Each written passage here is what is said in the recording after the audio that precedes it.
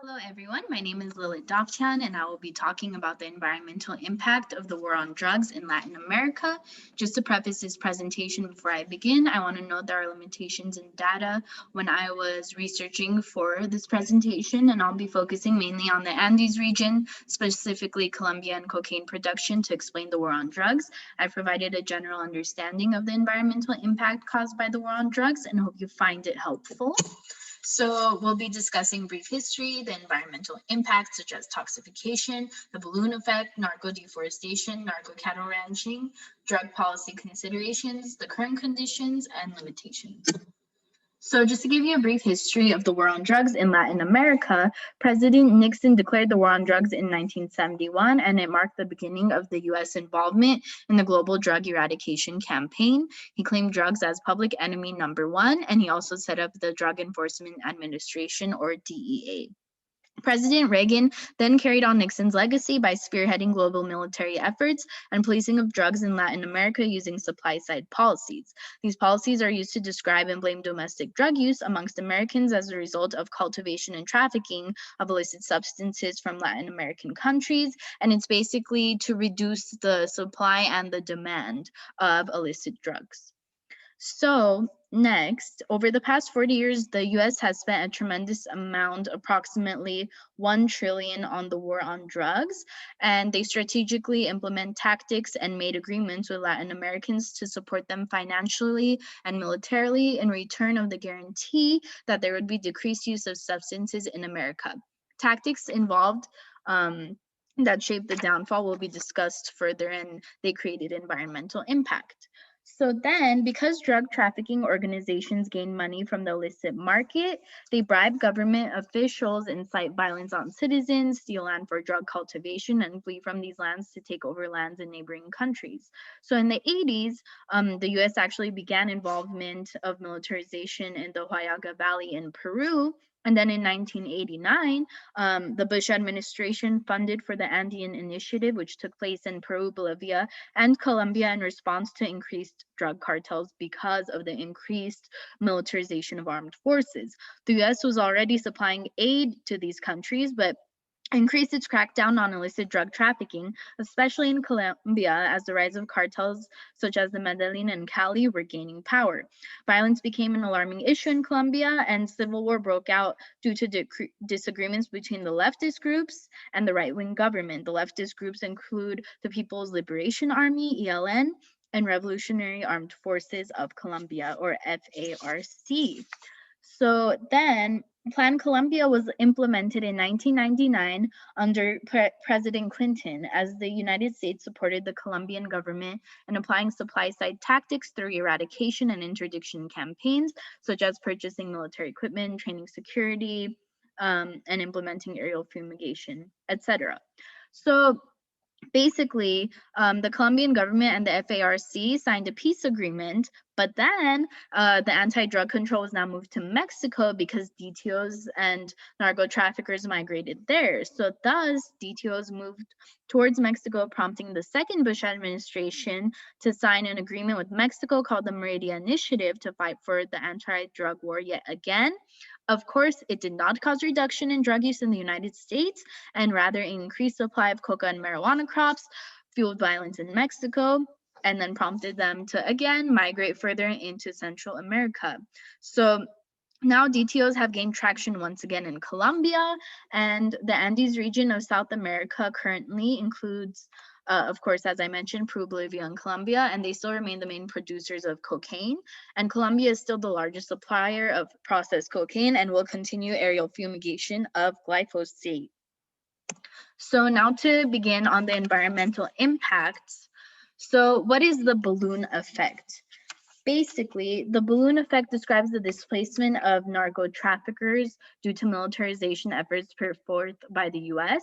It describes how policy changes in one country affect neighboring countries. So basically, as DTOs move from one country to the next, it increases competition amongst each other because they're constantly on the move, they're constantly trying to find land and seize land and quickly get out of these areas. So that's why it actually increases drug cultivation and the selling of drugs. And it continues deforestation and habitat loss.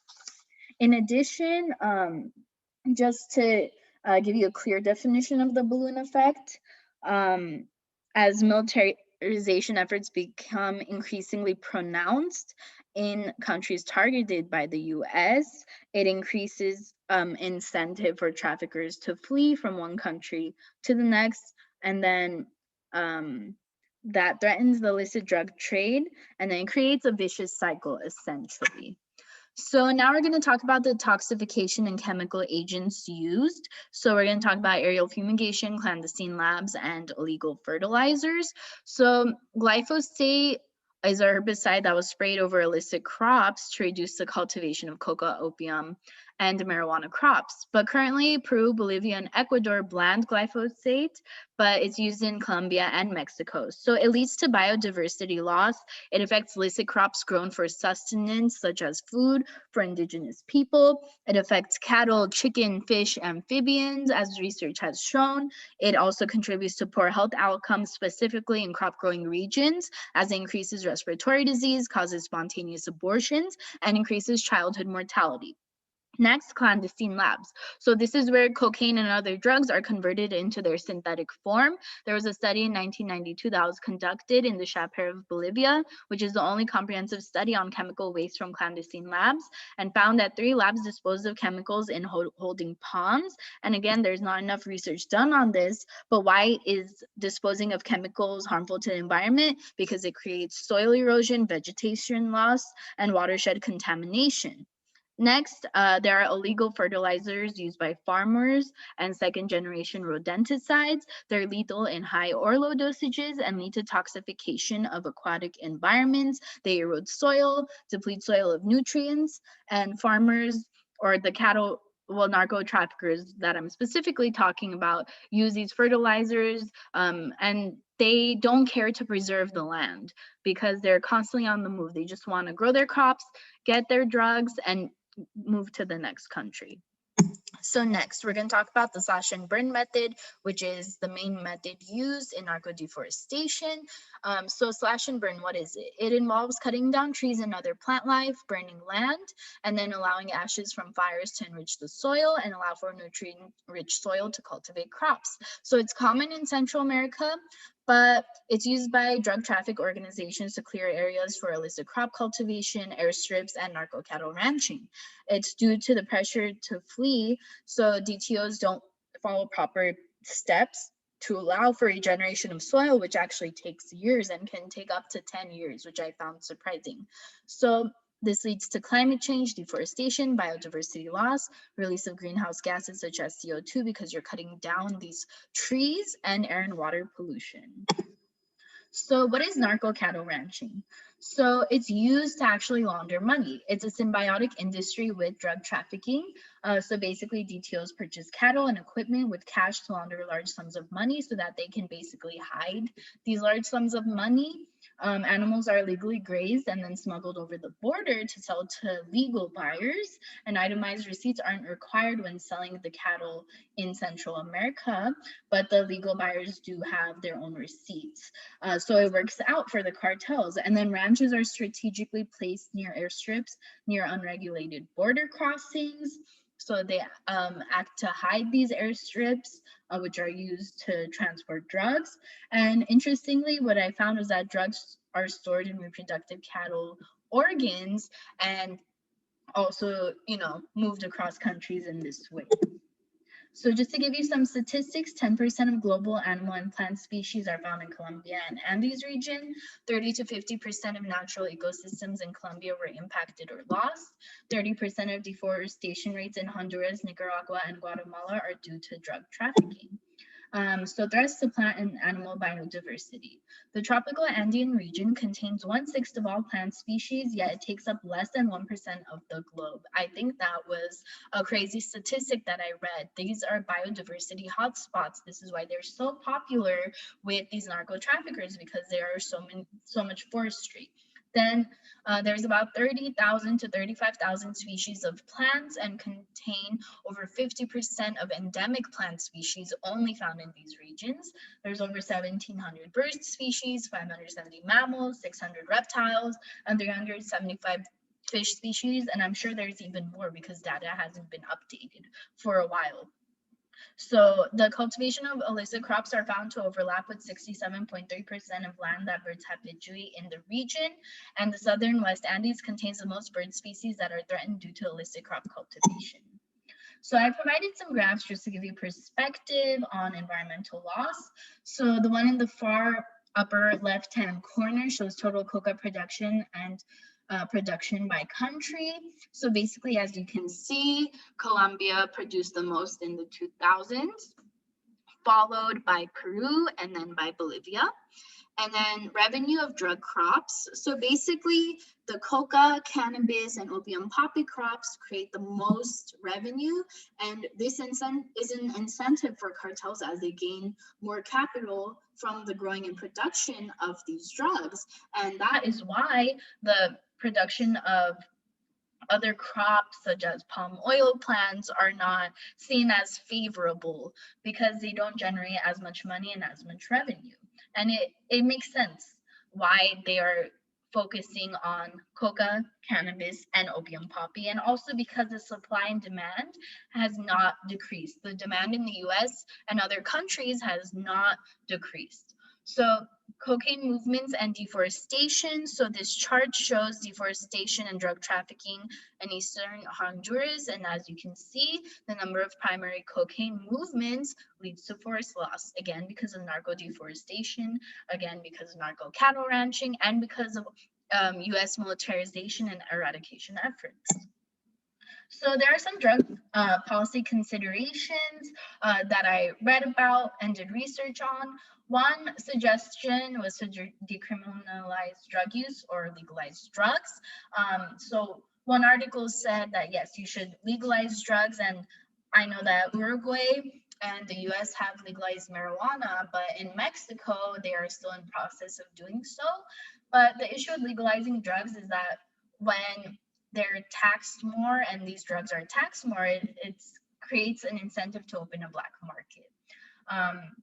Then the other suggestion was to decrease militarization efforts, and nations just need to overall collaborate with one another and realize that these supply side tactics and these prohibitionist policies are actually creating even more movement throughout the regions and actually not decreasing the demand or the supply of illicit crops. Next is to create alternative crop production, such as palm oil plants. Right now, some alternative crops are being grown in different countries, but there isn't enough comprehensive data showing whether or not this is actually, helping people or it's useful. But another suggestion was that alternative crop production would actually be useful after the end of violence, because right now these Latin American countries are still fueled with violence and cartels. And on top of that, when indigenous people's lands were taken over by cartels, these indigenous people then worked for the illicit crop trade. So then therefore they're making more money than they would for the alternative crop production. Therefore, we, of course, as we know, we just need to end the war on drugs. The US needs to realize that it's not working. Next is to create policies for indigenous people's lands, such as laws to protect lands from being stolen by cartels. Another suggestion was for buffer zones to be created between the regions in the Andes region and Latin America overall, because when you create these buffer zones, then cartels can't cross them, or less cartels will cross them, and it protects indigenous people from having their land stolen, from being killed, and from violence from continuing. Another one that I thought of was to make glyphosate spraying unlawful in Latin America, and the US made it unlawful in their country, in our country, and it's pretty hypocritical because somehow it's not illegal to do in Latin America. And this is definitely something else they need to consider. And as I mentioned before, Colombia is to resume fumigating its coca fields with glyphosate. So it seems that no matter how much research and data there is showing the harms of glyphosate on, the illicit crops and on indigenous people's health, it's still continuing. And this is, of course, another issue. And our government always has issues with, taking a stance for health, and public health is not at the forefront of the war on drugs, clearly. So currently, the main transit countries include Central America, Mexico, and the Caribbean. Peru, Bolivia, and Colombia are the main producers of cocaine, and Colombia is the primary exporter of processed cocaine. Lastly, there are some limitations to know. I'm sure there are more, but these are just the ones that I found in my research. So as violence continues and the war on drugs has no end in sight, there is lack of research on overall impact of the war on drugs on human, plant, and animal ecosystems. There's no long-term studies on effects of clandestine lab disposal and how it affects humans and the environment. And 3, there's lack of data on specific cases showing the impact of agrochemical toxification of freshwater resources and human consumption. And of course, when the war on drugs ends, if the war on drugs ends, hopefully it will, after that, research can take place and people will be in a safer environment, because right now the conditions are so bad and so many people are dying and our forests in Latin America are just being lost. And thank you so much for listening to my presentation. I hope that it was helpful, and thank you for a wonderful semester.